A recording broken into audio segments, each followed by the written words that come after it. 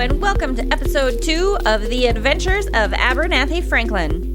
When we last left Abby, she had just learned of her unique ability to timeline hop anywhere in the world. Or any world, if Frankie with a Y is to be believed. And she is. So let's join Abby for her first solo adventure with Angelica's shark.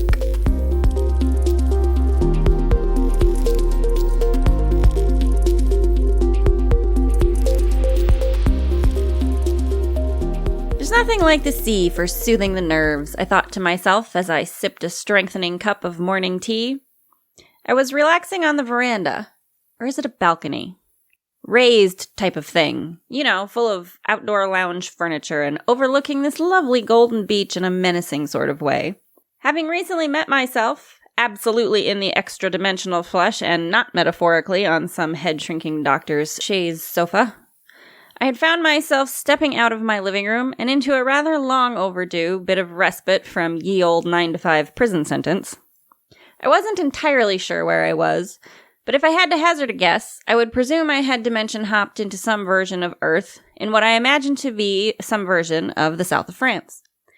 Not that I have ever actually been to the south of France in my own version of Earth, or any other for that matter, but I had absorbed enough literature and pop culture to suggest to me that this is what the south of France would look like.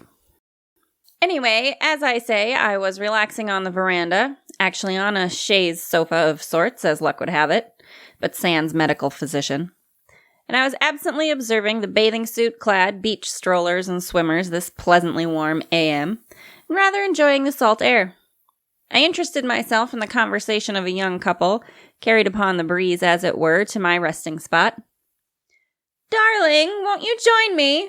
The water is quite refreshing, really," called the female of the pair. She was classically attractive, if it's not too impertinent for me to say. Long in the legs and full in the figure, wearing a bright red vintage number bespeckled with white polka dots, along with a matching summer hat, one of those floppy numbers that appear to be roughly similar in diameter to one of the table umbrellas positioned on my veranda. Did we settle on veranda? Or did we still have some audience members at the back discussing architectural vocabulary? Well, never mind.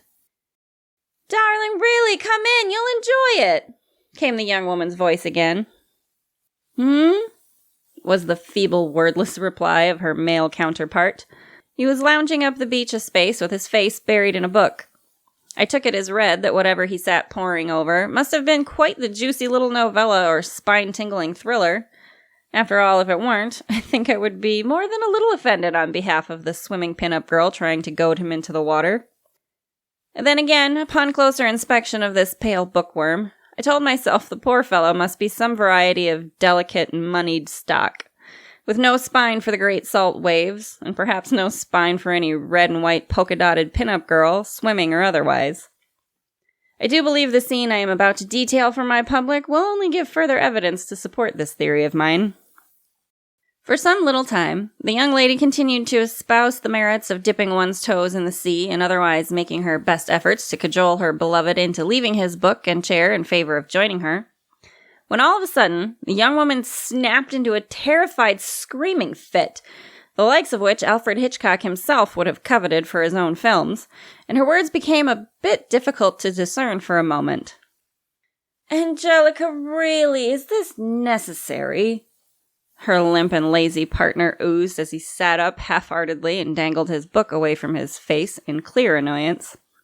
"Darling, I told you before we arrived, I don't really want to go into the ocean," he moaned in a spoiled sort of way. "It's a shark, George! A shark! Help!" This Angelica wailed, apparently rooted to the spot in fear, frantically watching the water about her. "A shark?" replied this young, evidently George character. "Darling, are you quite sure? I don't see any fins sticking up out of the water." "It's a shark, George!" Angelica spat in frustrated and still harried tones. "Do something!" "But what can I do, darling?" pleaded George, only just now finally standing up and beginning to motion in her direction, though none too rapidly, I must say. "Sebastian! Sebastian! There's a shark!" Polka-dotted Angelica was now addressing what you could call a strapping young boy, who had hitherto gone unnoticed by me, as he hadn't been engaged in the proceedings up till now. However, at the behest of this Angelica, the sprightly-looking adolescent sprang forward, seemingly out of nowhere, or at least out of where I hadn't been paying much attention. "A shark? Is it a big one? Woohoo! Stay there, sis! I know just what to do!" And immediately this Sebastian darted out of sight again without any further explanation. None too comforted by her brother's exclamation and subsequent departure, this Angelica carried on with her panic-stricken shouting to George, who had moved himself closer to the action, but not so close as to let his own feet enter the water. "George, I'll be eaten! It's attracted to red! I'm wearing red! It'll swallow me whole!" "Well, darling, why did you have to wear red?" "What am I supposed to parade about the beach in the nude?" "Of course not in the nude, no. Perhaps a shade of blue, better for camouflage, if you see what I mean." I had by now decided not to be offended on Angelica's behalf. If this George was half so much of a pathetic fish in the rest of life as he was now on this beach, bespeckled Angelica may well be better off eaten than to spend a lifetime with such a damp cheesecloth as poor book-faced George. "And I suppose this great beast shall just wait for me to change into something else more suitable, shall he? Get help, you hopeless buffoon! Sebastian!" Angelica bellowed, now seeming to be righteously incensed as well as afraid for the safety of her red-suited personage.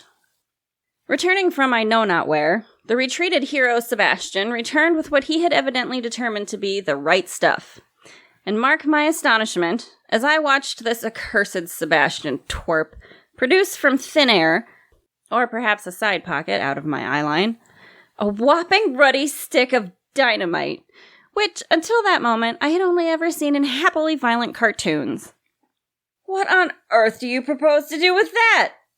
George burst out in shock. "Sebastian, don't!" begged Angelica, now moving through the waist-deep water away from the coming explosion.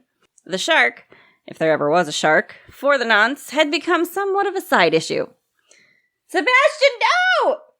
Nothing doing. The kid Sebastian had already ignited a lighter and touched flame to fuse. He wound up like a professional ball player at the pitcher's mound and loosed the object in the direction of his sister.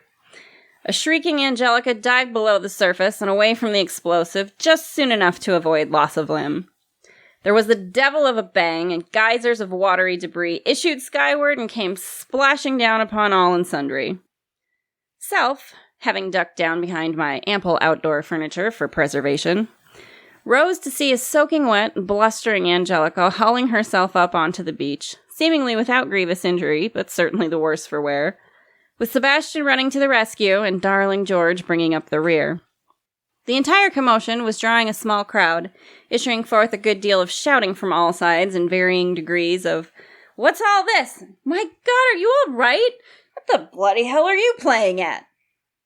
Whether or not ties betwixt dear polka-dotted Angelica and poor, drooping George were being severed, I cannot say.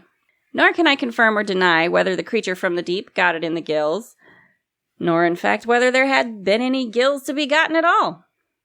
No, dear friends, I did not remain in statu quo, as I believe the expression is. After all, I wasn't entirely certain where I was, and I had no interest in explaining how I got there to the gendarmerie, or whatever proper authorities were bound to appear in short order. I poured my tea defeatedly over the side of the veranda, and retreated indoors to see if I could work out what sort of no-place-like-home trick would green portal me back to Kansas. So much for soothing the nerves, hey? Ah well, better luck next go-round. Cheers for now, dear friends. Abernathy Franklin, signing off.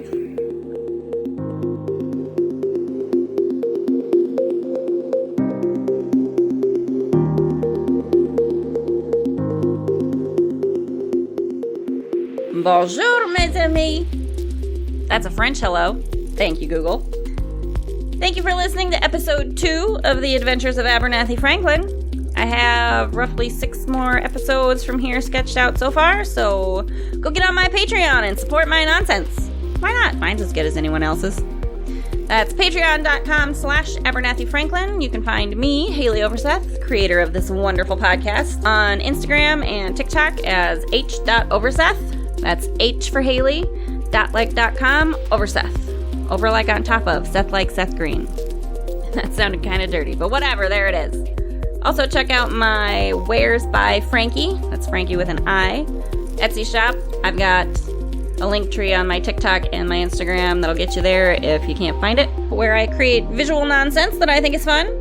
Go get yourself a coffee mug or a t-shirt, because you deserve a little just for you gift, so go get one from Frankie. And thank you again for listening. Much love to you all, my earthbound and cosmic friends. Wherever you are out there, I hope you're doing well.